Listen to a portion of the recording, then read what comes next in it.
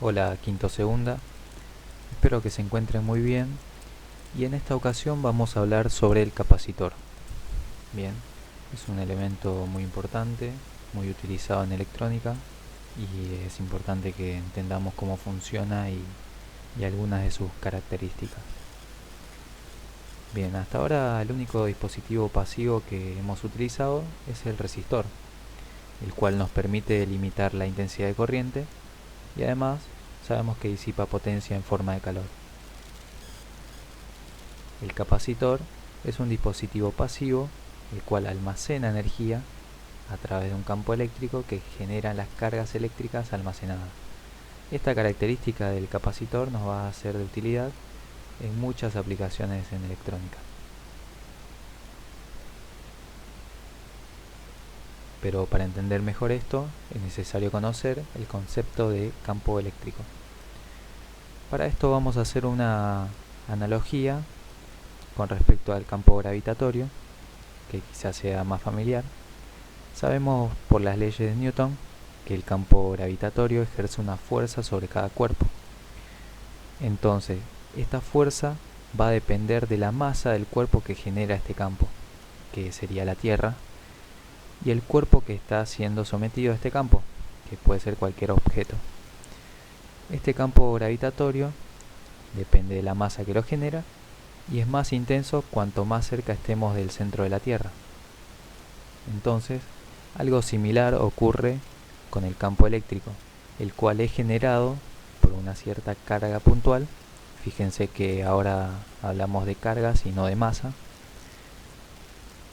Y si colocamos otra carga dentro de este campo, esta segunda carga va a experimentar una fuerza de atracción si las cargas son de distinto signo o de repulsión si son del mismo signo.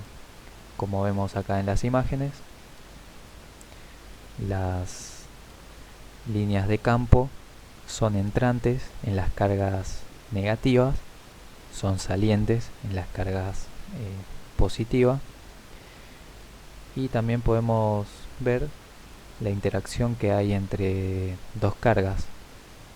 Si son del mismo signo vemos que se repelen, y más a la derecha vemos la interacción entre cargas de distintos signos. Vemos cómo se forma el campo eléctrico y se atraen. Bien. Bueno, hasta ahora hemos hablado de cargas puntuales, como son esta positiva o esta negativa. Pero este mismo análisis lo podemos llevar a superficies que están cargadas, que pueden tener cualquier forma o tamaño. Por ejemplo, estas dos placas paralelas, esta de acá y esta de acá, que tienen cierta área y están separadas a una distancia por un material aislante, o también llamado dieléctrico. Este material que está entre medio de las placas puede ser aire también. Bien, vamos a hablar también de la capacitancia. Bien, la capacitancia es una medida de cuánta carga puede almacenar este capacitor. Imaginemos un vaso, ¿no?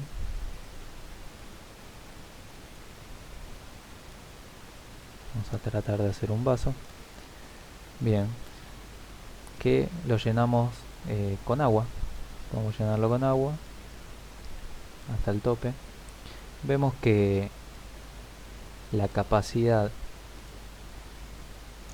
de este vaso, o mejor dicho, la cantidad de agua que podemos almacenar en este vaso, va a depender del tamaño del vaso, o mejor dicho, de su geometría. Si tenemos un vaso más chiquito, entonces vamos a poder almacenar menos cantidad de agua. Así que esta es una propiedad que es similar a la capacitancia.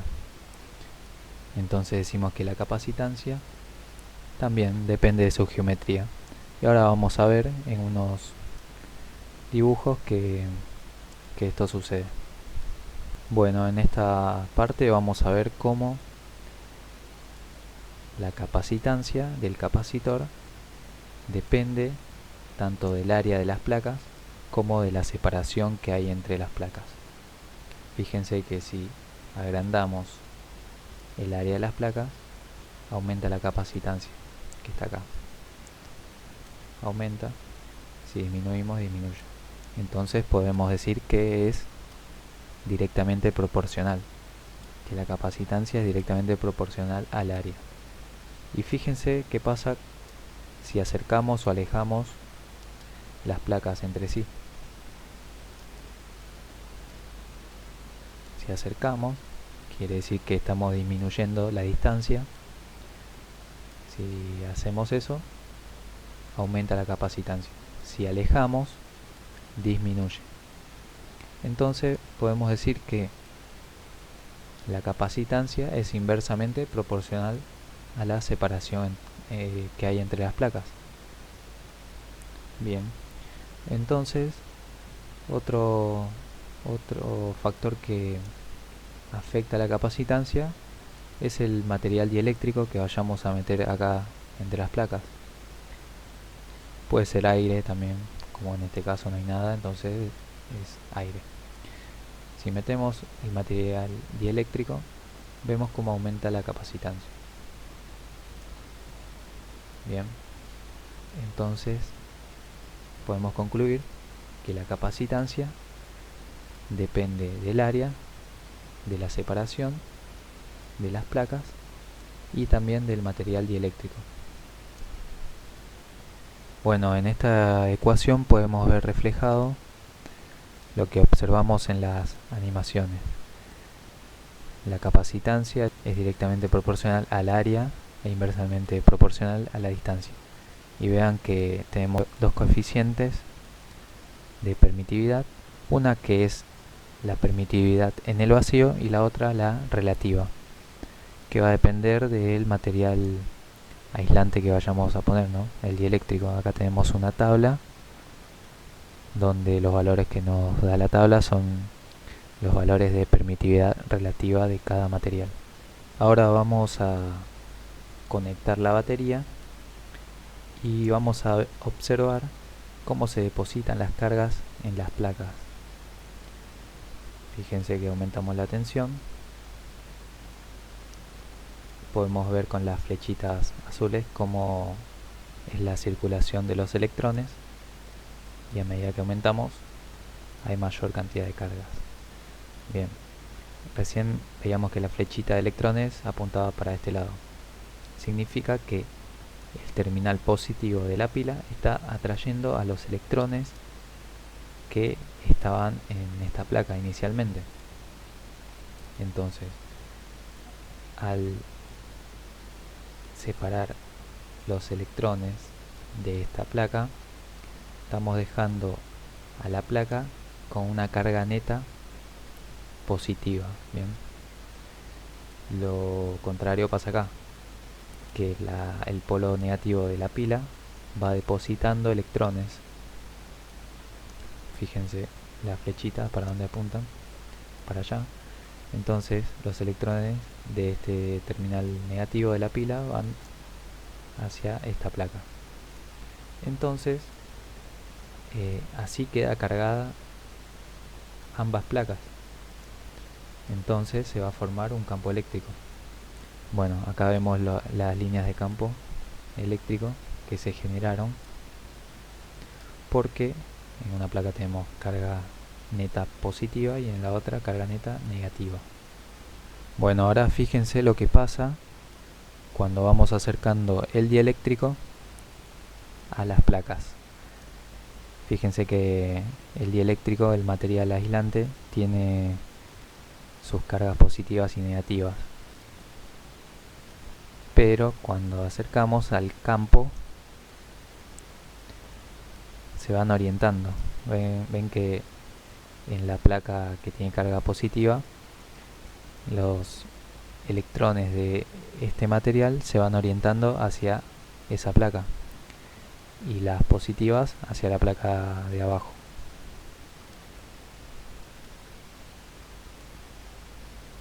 Entonces vemos que en la placa de arriba tenemos una carga neta positiva y en la de abajo una carga neta negativa. Pero no vimos en ningún momento que un electrón, o mejor dicho carga negativa, pase para este lado o una carga positiva pase para este otro lado. ¿Qué quiere decir? Que no hay circulación de corriente, porque si hubiese circulación de corriente no se almacenarían las cargas. Bueno, ahora vamos a ver que esto no es del todo cierto. Vamos a volver al PowerPoint. Hasta el momento asumimos que no existe un flujo de corriente entre las placas conductoras del capacitor, en principio porque no se tocan, y además en el medio tenemos un material aislante. Pero esto no es del todo cierto, ya que existen electrones libres en los dieléctricos debido a impurezas del material. Esto, o mejor dicho, este fenómeno lo representamos circuitalmente con una resistencia de valor muy elevado, en paralelo con el capacitor, como vemos acá en la imagen. Imaginemos que tenemos una batería y cargamos al capacitor.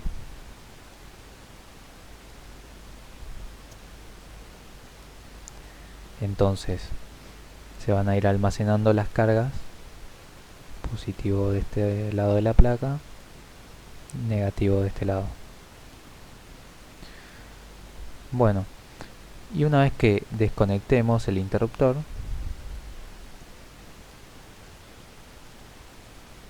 desconectamos la fuente, el circuito va a estar cerrado. Hay un circuito cerrado en el cual los electrones pueden fluir por este circuito,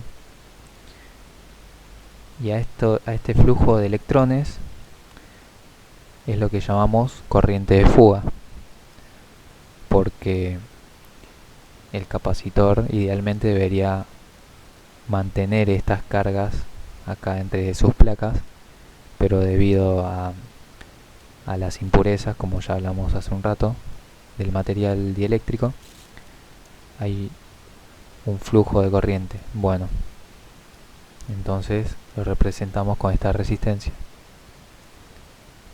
Bueno, en general, esta corriente de fuga es tan pequeña que puede despreciarse en la mayoría de las aplicaciones prácticas, así que no nos preocupemos tanto. Pero sepan que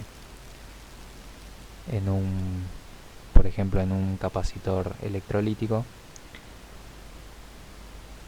cuando se almacenan las cargas y desconectamos el capacitor de cualquier circuito, a medida que pasa el tiempo se va descargando solo. Eso por las corrientes de fuga. Bueno, vamos a clasificar a los capacitores como fijos.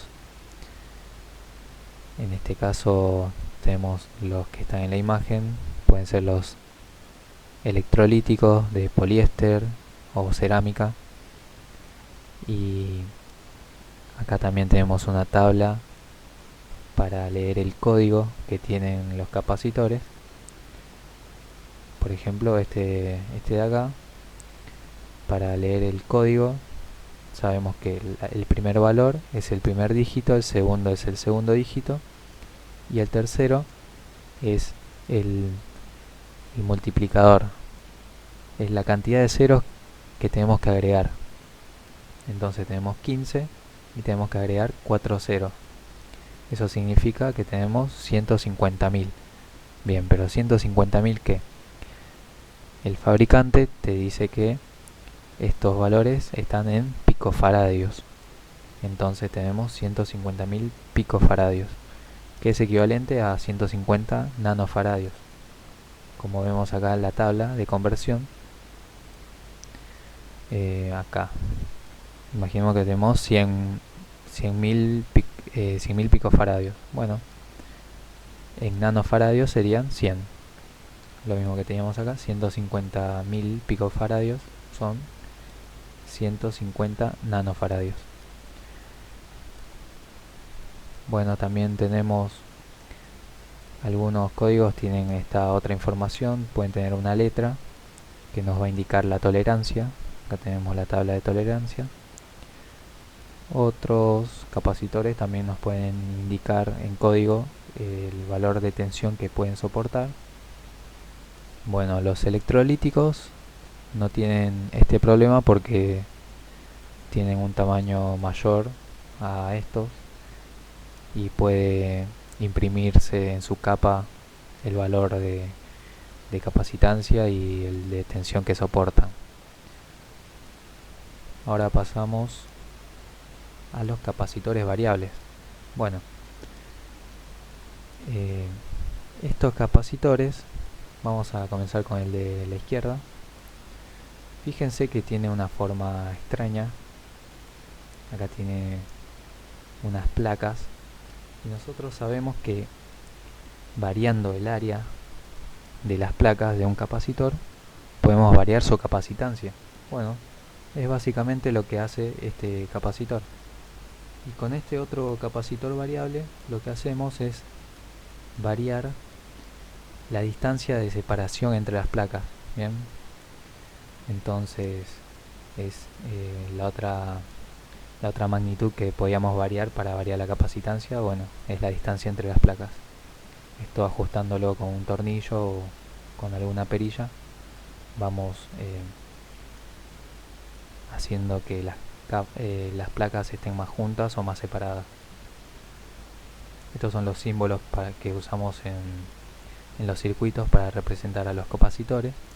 Estos que no tienen polaridad, estos que son los electrolíticos que sí tienen polaridad, y estos son los variables, capacitores variables. Bueno, y acá tenemos instrumentos que nos van a servir para medir la capacitancia. Bueno, no solo la capacitancia, sino que también otras magnitudes, por ejemplo la inductancia, la resistencia. Este en particular, que se parece a un multímetro, hace esas mediciones, ¿no? Es muy parecido al multímetro. Pero este en particular, que se parece a un osciloscopio, también va a medir capacitancia, inductancia y resistencia, pero además tiene otras mediciones. Entre ellas puede ser el factor de mérito, que nos va a decir cuánto se parece un componente real a uno ideal. Bueno, esto lo vamos a ver un poco más adelante cuando hablemos del tema de resonancia serio paralelo, y ahí vamos a entender un poco mejor esto. Vean que se parece a un osciloscopio, pero se utiliza para medir estas magnitudes. Por eso el nombre de medidor LCR, mide inductancias, capacitancia y resistencia. Bueno, hasta acá hemos visto el funcionamiento de un capacitor elemental. Algunas de sus aplicaciones en electrónica pueden ser para el filtrado de señales, eliminar ruido, para sintonizar frecuencias en circuitos receptores de radio. También son utilizados en osciladores, en fuentes de alimentación para la disminución del ripple. En el área digital también se utiliza para almacenar información. También en circuitos de retardo. En fin, en muchas aplicaciones más. Les voy a estar subiendo otros dos videos, uno sobre el resistor y otro sobre el inductor. Y bueno, espero sus preguntas. Saben cómo comunicarse conmigo, así que hasta pronto, chicos.